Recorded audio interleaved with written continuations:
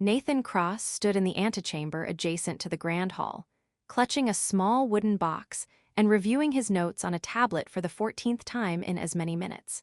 The Selenari protocols were complex, layers of formal address, specific positioning requirements, precise timing for each element of the introduction ceremony. He'd studied them obsessively since receiving this assignment 6 weeks ago, but standing here now, about to face the entire Selenari court, his confidence felt more like wishful thinking than preparation. The box in his hands contained what he hoped was an appropriately respectful diplomatic gift. A carved wooden timepiece from Earth, handcrafted by an artisan in Oregon. It showed the phases of Earth's moon in intricate mechanical detail, with wood grain patterns that seemed to flow like water when light hit them at certain angles. He'd chosen it because the Selenari were known to revere celestial cycles, because it represented human craftsmanship at its finest, and because it seemed thoughtful without being ostentatious. His cultural advisor, Miriam Chen, had reviewed the choice during their last briefing. "It's perfect," she'd assured him. "Celestial symbolism resonates with Selenari values. The craftsmanship shows respect, and it's personal enough to suggest genuine thought rather than bureaucratic obligation." She'd said nothing about timing or presentation context, carrying additional meaning. The protocol documents Nathan had absorbed mentioned formal gift-giving procedures, but treated them as straightforward diplomatic courtesy. The antechamber door opened, and a Selenari attendant, tall, elegant, with skin that shifted through subtle opalescent colors, gestured that it was time. Nathan followed, his formal diplomatic attire suddenly feeling too tight across his shoulders. The Grand Hall exceeded every description he'd read. The architecture seemed to defy physics, soaring columns that branched like trees, walls that shifted with gentle bioluminescence in colors that had no Earth equivalent, and a ceiling so high it disappeared into shadows that might have been depth or deliberate design. Hundreds of Selenari nobles filled the space, arranged in precise hierarchical positions that Nathan had memorized from diagrams, but which felt overwhelming in person. At the far end, elevated on a dais that seemed to grow organically from the floor, sat Queen Sythera. The briefing images hadn't prepared him for her presence. She was tall even by Selenari standards, her opalescent skin shifting through colors that suggested depth beyond surface appearance. Her features were humanoid, but refined to an almost ethereal quality. High cheekbones, a face that conveyed both strength and elegance, and eyes that were entirely silver without visible pupils or irises. She wore robes that appeared to be woven from captured light, and even seated, her posture commanded the space in ways that went beyond physical positioning. 2 guards in ceremonial armor that looked like living silver flanked Nathan as he walked the prescribed distance toward the dais. The hall fell silent, hundreds of beings watching his approach with expressions he couldn't read. Nathan stopped at the designated position, exactly 7 paces from the base of the dais, and executed the formal bow he'd practiced hundreds of times. 30 degrees forward, hands positioned at precise angles, held for exactly 3 seconds. When he straightened, he spoke the greeting he'd memorized in phonetically accurate Selenari. Ishvara luminaris, Sivith Nathan Cross, Merath vel humanity, Torres velkesh ancient friendship Kelvesh peoples. His translator implant caught his own words and rendered them in standard to confirm. "Your Radiance, I am Nathan Cross, representative of humanity, come to honor the ancient friendship between our peoples." Queen Sythera inclined her head, with a grace that made the gesture seem simultaneously casual and profoundly significant. Her voice, when she spoke, was melodic with harmonics that Nathan's human ears struggled to fully process. "Karath velsersh, Nathan Cross, Vesh welcome esh court vel Selenar." His implant translated, "You are recognized, Nathan Cross. You are welcome in the court of Selenar." The formal exchange completed, Nathan proceeded to the next element of the ceremony. "As a gesture of respect and in recognition of the wisdom of the Selenari Empire, I offer a gift from Earth." He raised the wooden box slightly, "A representation of our world's celestial cycles, crafted with care to honor your people's reverence for the movements of the heavens." Murmurs rippled through the assembled nobles. Nathan couldn't interpret the tone, surprise, approval, concern, but they were definitely reacting to something. Following the protocol exactly as Miriam had outlined, he approached the presentation platform positioned to the left of the dais, opened the wooden box with deliberate care, and revealed the timepiece. It caught the hall's shifting bioluminescence beautifully, the carved wood and polished metal mechanisms creating patterns that seemed to dance in the light. The murmuring intensified. Nathan caught fragments through his translator. Lunar phases. Carved wood from his world. Timing of the third moon. But couldn't piece them into coherent meaning. He set the box carefully on the presentation platform, then stepped back exactly 3 paces and bowed again, completing the formal offering. For a long moment, nothing happened. Queen Sythera remained seated, her silver eyes fixed on the timepiece with an intensity that made Nathan's palms sweat. The court's murmuring continued, though the guards maintained their positions and no one moved to interrupt the ceremony. Then the queen stood. The movement was fluid and commanding, instantly silencing the hall. Every Selenari present focused on their monarch with complete attention. She descended from the dais with steps that seemed almost ritualistic in their precision, approaching the presentation platform. Nathan remained in his bowed position, uncertain whether he was supposed to straighten or wait for explicit permission. His heart hammered against his ribs. This wasn't in the protocol documents. The queen approaching the gift personally rather than having attendants collect it for later examination. Queen Sythera lifted the timepiece from its box, examining it closely. Her fingers traced the carved patterns, following the mechanisms that tracked lunar phases. When she spoke, her voice carried across the hall despite not being raised. Craftsmanship of remarkable quality, symbolism of profound appropriateness. She turned to face Nathan directly.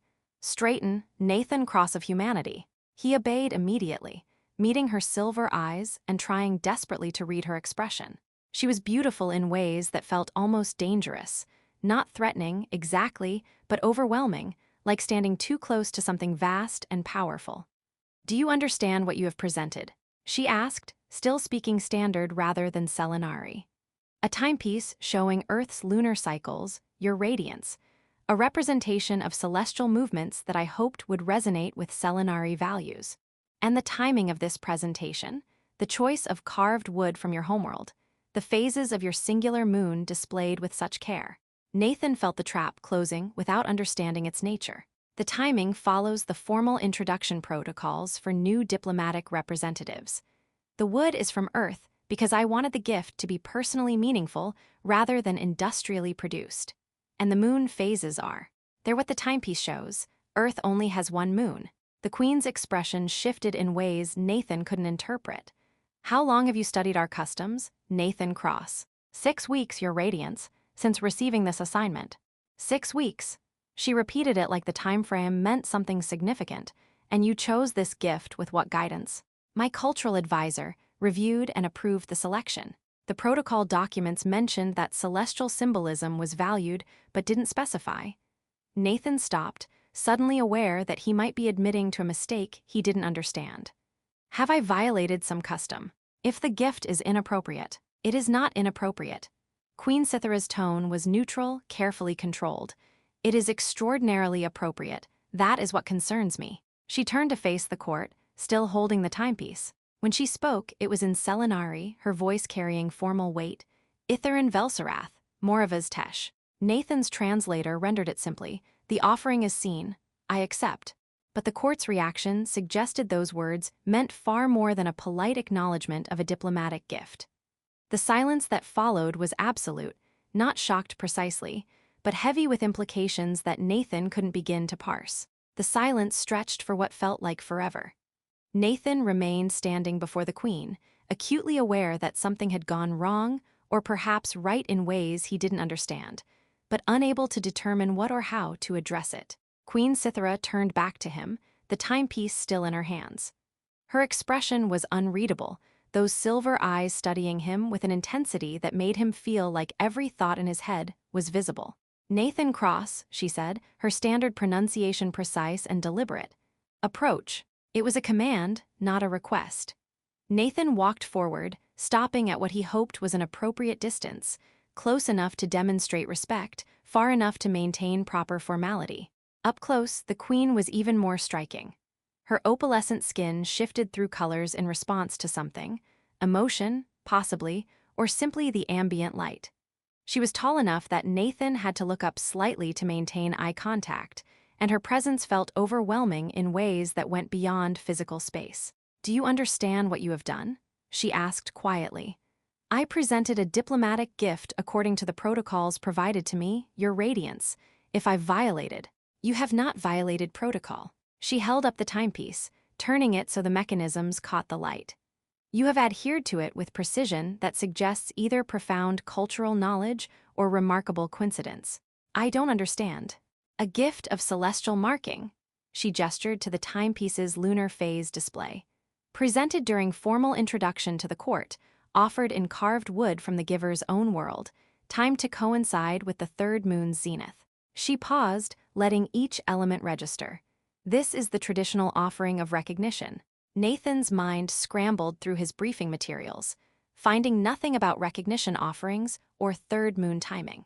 Recognition of what, your radiance? Of chosen alliance, of intended bond. Her expression remained neutral, but something in her eyes might have been amusement. In Selenari custom, such a gift carries specific meaning. By presenting it in this manner, at this time, you have formally declared intention to bond with the royal house. The words didn't make sense. Nathan's brain processed them, rejected them, tried again. "I'm sorry, what?" And by accepting it with the words Itherin Velsarath, Moravas Tesh, "I have acknowledged that declaration as legitimate according to our most ancient customs." The hall erupted, not in chaos, the Selenari were too controlled for that, but in rapid, intense conversations conducted in voices just barely below shouting. Nathan caught fragments through his translator. "Human cannot possibly.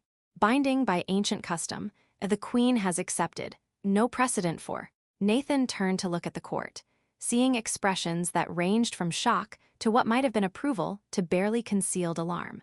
When he turned back, Queen Sythera was watching him with that same unreadable intensity. "Your radiance," he said, his voice higher than he'd like. "I had absolutely no idea. This was supposed to be a simple diplomatic gift. My cultural advisor reviewed it. The protocol documents I was provided never mentioned anything about recognition offerings," the Queen supplied. "No, I suspect they would not. Those customs are considered internal matters, not typically shared with diplomatic personnel." She glanced at the timepiece again. "Your cultural advisor was provided with updated protocols when you received this assignment." "Yes, 6 weeks ago." The updated protocols would include standard diplomatic procedures, but not the nuances of royal bonding customs. Those are governed by older documents, maintained separately. Her tone suggested she was working through the logic as she spoke. "Did you consult with anyone about the significance of timing? About the third moon's position?" "No, the formal introduction was scheduled by your court officials. I simply prepared according to the timeline they provided." Something flickered across the Queen's face, surprise, maybe, or recognition of a complication. She turned to address the court, her voice cutting through the conversations with clear authority. "Silence attend." The hall obeyed immediately. The human's presentation was made in ignorance of full context. Queen Sythera continued in Selenari, her translator rendering it for Nathan's benefit. "However, ignorance does not negate meaning in our traditions. The form was correct. The timing was perfect. The offering itself honors celestial cycles with craftsmanship that shows genuine care and thought." She held up the timepiece so the entire court could see it. "And I have accepted. By our most ancient customs, by the words spoken in this hall before witnesses, this creates a bond of recognition that cannot be casually dismissed." The court's reaction was muted this time, not shocked but resigned, as if acknowledging an outcome that, however unexpected, followed rules that couldn't be argued with. Nathan found his voice, though it came out weaker than he'd like. "Your radiance, surely there's some way to clarify that this was a misunderstanding. I meant no disrespect, and I certainly didn't intend to claim recognition from the Selenari throne." The Queen's tone was neutral, impossible to read as either offense or understanding. "No, I suspect you did not. But intention and meaning are separate concepts in our culture, Nathan Cross. You performed an act that carries specific significance. I responded according to tradition." The bond now exists regardless of your initial intent. What does that mean, practically? Nathan needed to understand the full scope of what had happened, what he'd accidentally committed himself to.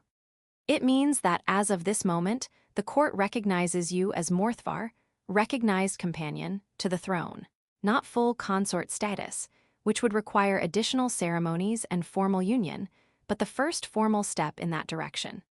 She spoke calmly, as if discussing routine administrative matters rather than fundamentally altering Nathan's diplomatic status. You have certain rights now: access to royal quarters, voice in specific council matters where human Selenari relations are concerned, protection under royal authority. She paused, letting that sink in. And you cannot be easily dismissed or sent away without creating significant political complications. The bond of recognition, once accepted, carries weight in our legal structures. Nathan's mind raced through implications. The human diplomatic mission is going to have questions. I imagine they will have many questions.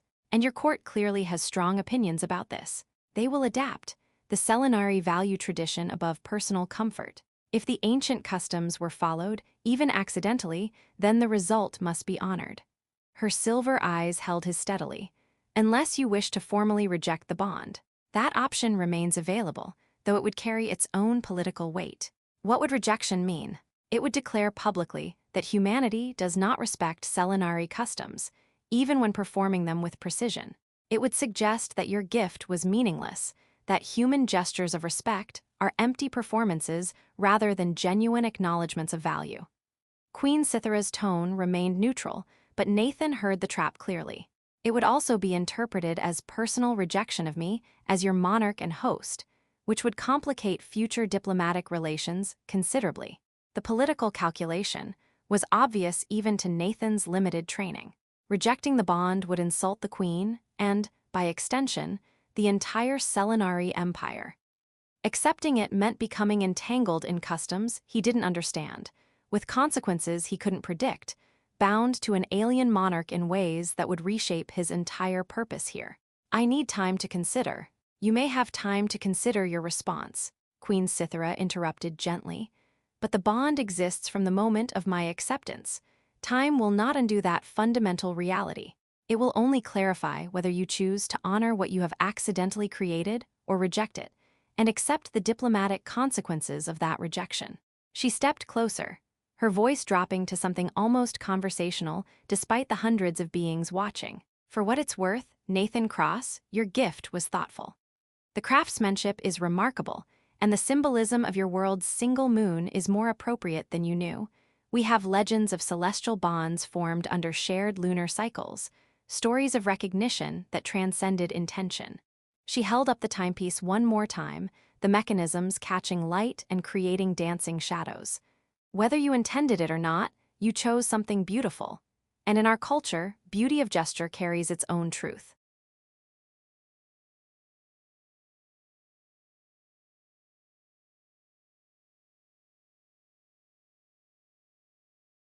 Nathan took a shaky breath, trying to organize his thoughts into something resembling coherent response. If I accept this bond, this recognition, what happens next? Specifically, Queen Sythera tilted her head slightly, a gesture that reminded Nathan she was fundamentally alien despite the humanoid appearance. You remain here on the Selenari homeworld. You continue your role as cultural liaison, but with closer access to the throne than any previous human diplomat. You attend certain ceremonies that are reserved for those recognized by the royal house. You are consulted on matters involving human Selenari relations with more direct input than normal diplomatic channels. She paused, considering. You also navigate the considerable political complexity of being the first human to achieve moreth'var status with the Selenari throne. There will be factions who approve, factions who object, and factions who will attempt to use your position for their own purposes. That sounds exhausting. It will be, but it also provides opportunities that normal diplomatic assignment could never offer. Direct influence on policy. Genuine understanding of our culture rather than surface-level protocol. And she glanced at the timepiece. The chance to determine whether this accidental bond might become something more intentional over time. Nathan caught the implication. You're saying this could lead to actual, consort status. That's a real possibility you're considering. I am saying that the recognition bond exists now, whether we intended it or not. What we build from that foundation is a choice we both have agency in shaping.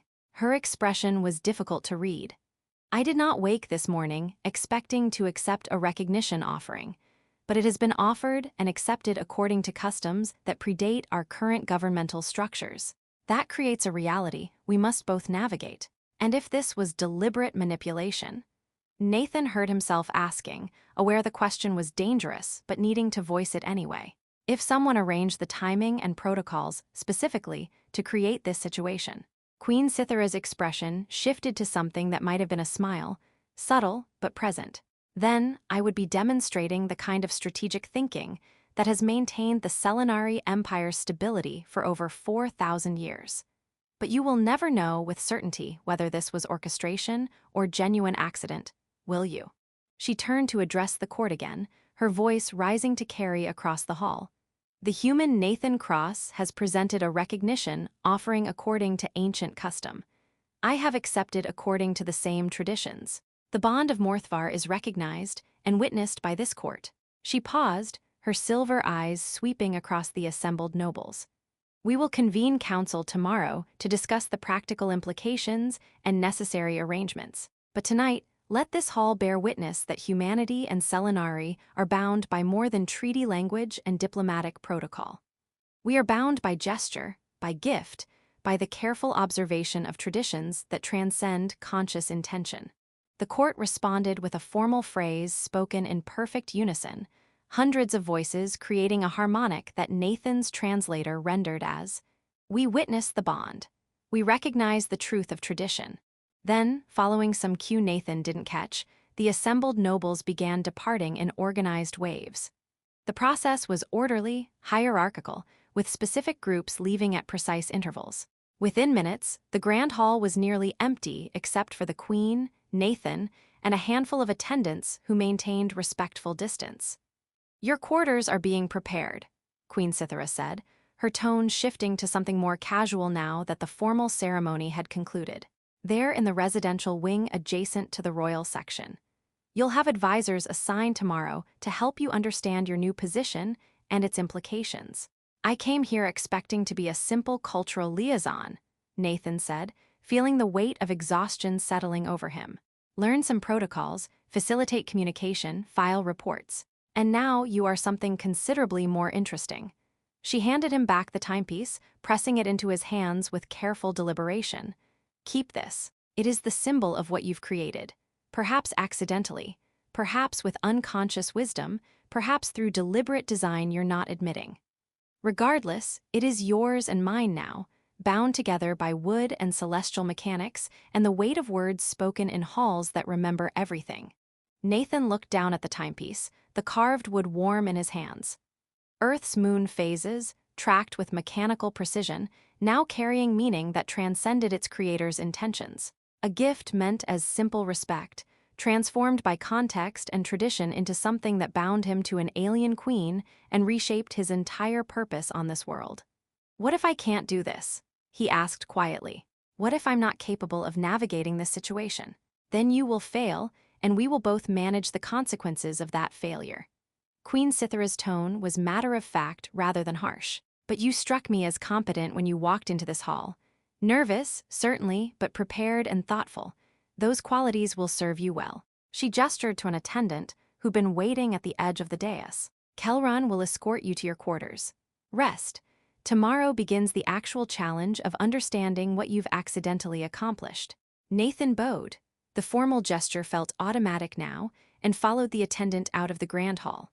As they walked through corridors that shifted with subtle bioluminescence, he caught glimpses of Selenari nobles in smaller groups, their conversations stopping when he passed, resuming in urgent tones once he'd moved on. The word was spreading. The human had presented a recognition offering. The queen had accepted. The first moreth'var bond between their species now existed, and no one was quite sure what it meant for the future. Nathan's quarters were stunning. A suite of rooms that overlooked gardens he couldn't see clearly in the darkness, but which seemed to glow with their own gentle light.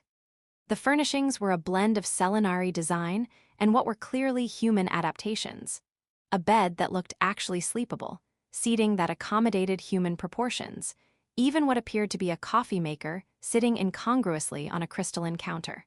Kelron, the attendant, explained the room systems in Selenari that Nathan's translator struggled with before switching to standard. You have full access to communication systems. The dietary station is programmed with human nutritional requirements. If you need anything, speak the request aloud and attending staff will respond. Thank you. Kelron hesitated at the door. If I may speak openly, Nathan Cross. Please. What you did today, whether intentionally or accidentally, was either remarkably brave or remarkably foolish. The next few weeks will determine which. The attendant's expression was difficult to read, but know that not all of us view the bond negatively. Some of us believe that new connections between our peoples might benefit both species. Then Kelron departed, leaving Nathan alone in quarters that were far too grand for a simple cultural liaison. Nathan set the timepiece carefully on a table, watching Earth's moon phases turn in the gentle light. Then he pulled out his communication tablet and composed a message to his superiors in the human diplomatic corps. Formal introduction to Selenari court completed. Significant complication has arisen regarding the diplomatic gift. Request immediate guidance on recognition, bond protocols, and their implications for human-Selenari relations. Will provide detailed report once I have clearer understanding of the situation.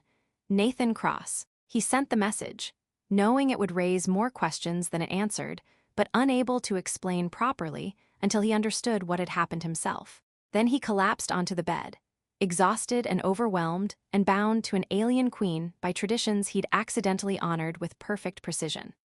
The timepiece ticked softly in the darkness, marking Earth cycles in a place impossibly far from home, carrying meaning that would ripple through diplomatic channels and cultural understanding in ways Nathan was only beginning to comprehend. He'd come to build bridges between humanity and the Selenari. He'd succeeded beyond anything he'd imagined, in ways he'd never intended, creating a bond that couldn't be easily dismissed or explained away. And tomorrow, he'd begin learning what that bond actually meant. Nathan woke to soft, bioluminescent light filtering through windows he didn't remember opening.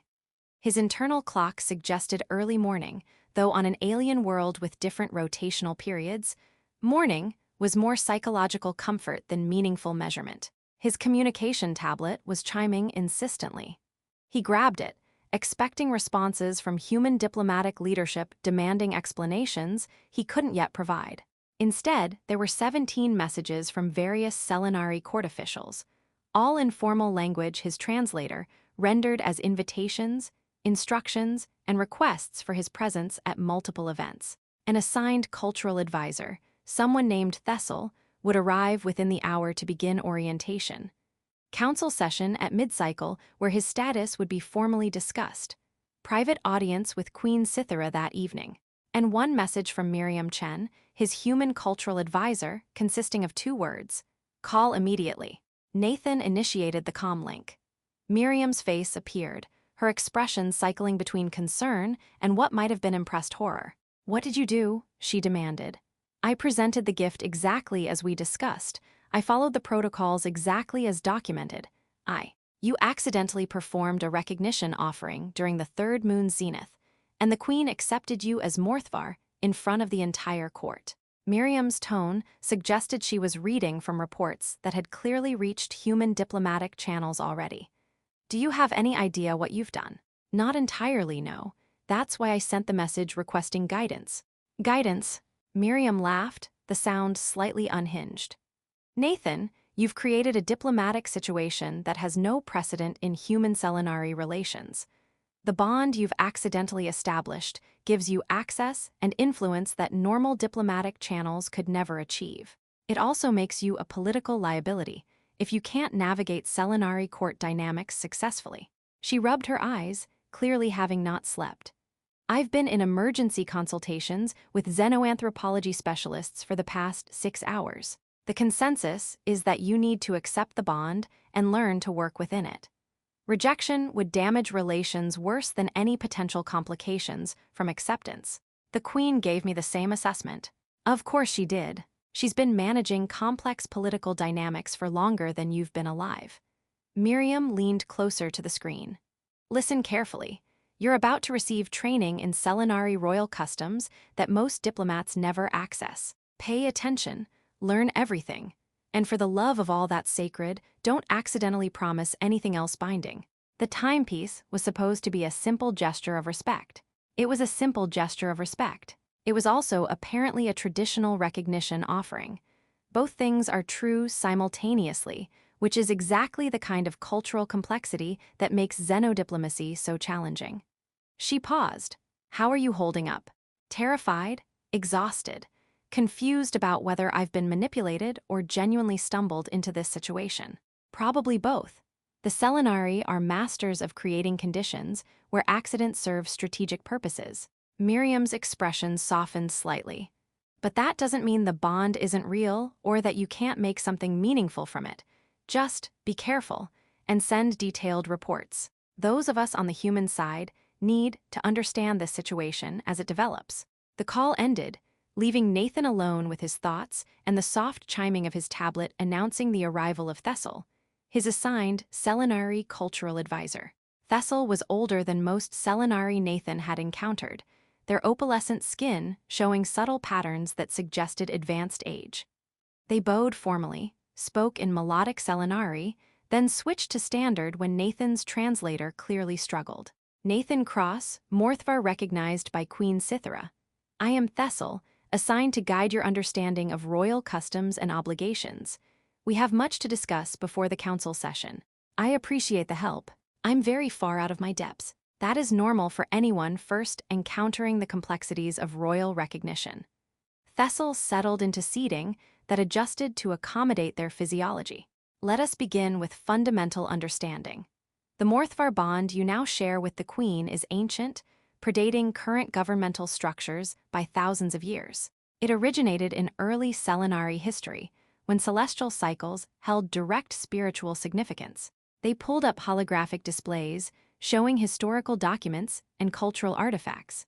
A recognition offering, what you presented, whether intentionally or accidentally, traditionally signified that the giver recognized the receiver as worthy of bond. Not necessarily romantic bond, though that was one possibility. Also bonds of deep alliance, of chosen family, of political partnership built on mutual respect rather than mere strategic necessity.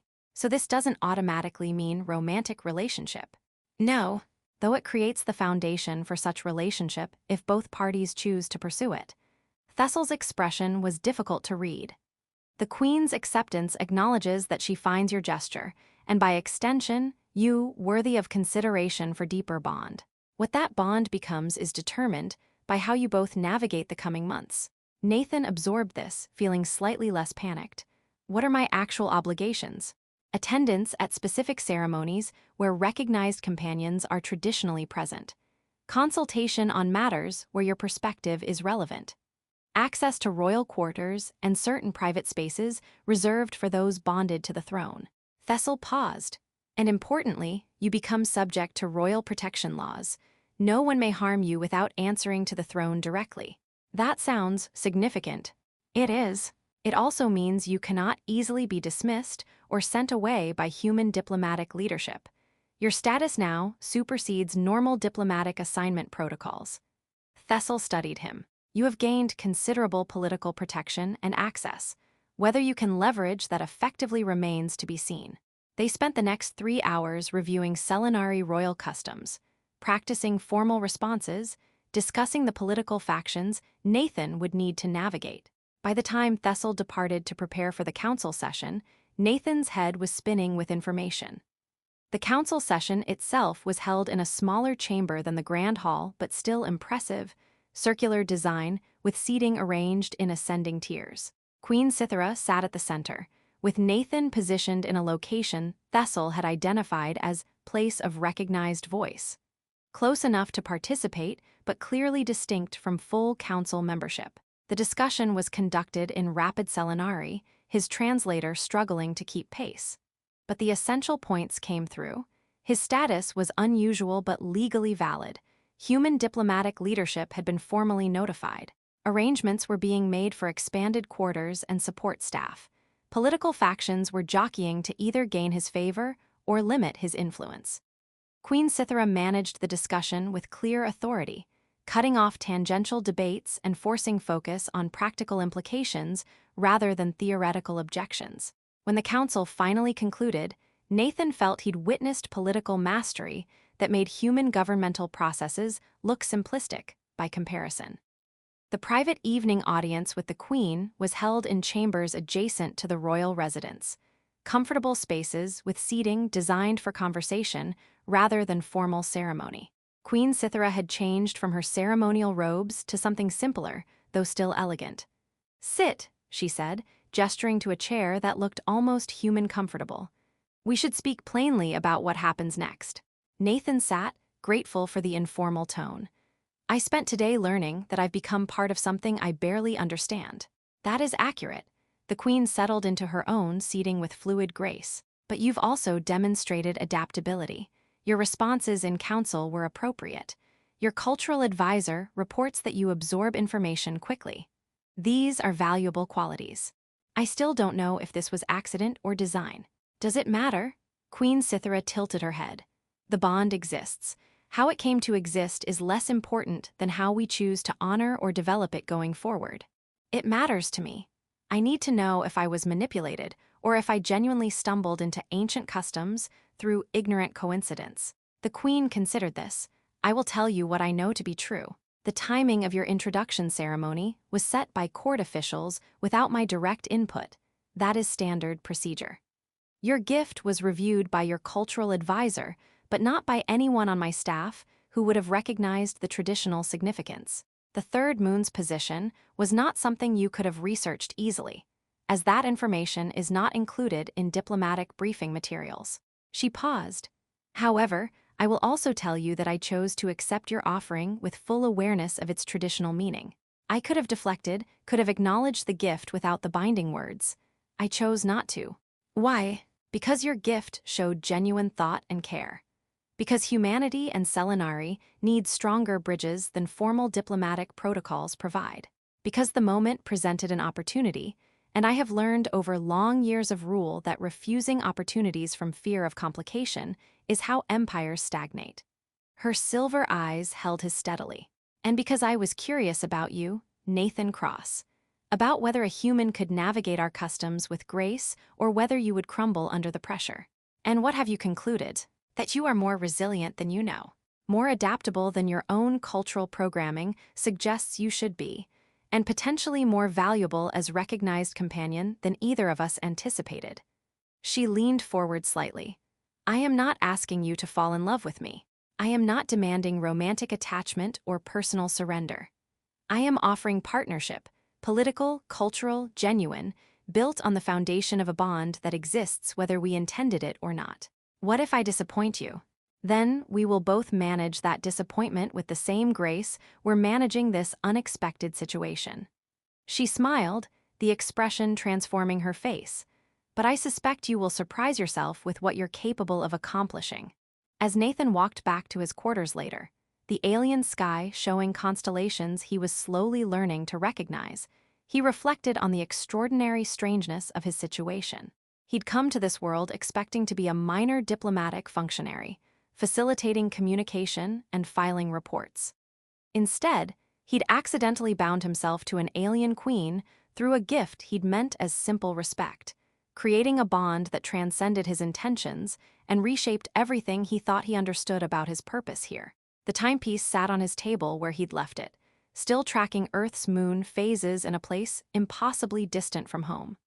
Still carrying meaning that its maker had never imagined and that Nathan himself had never intended.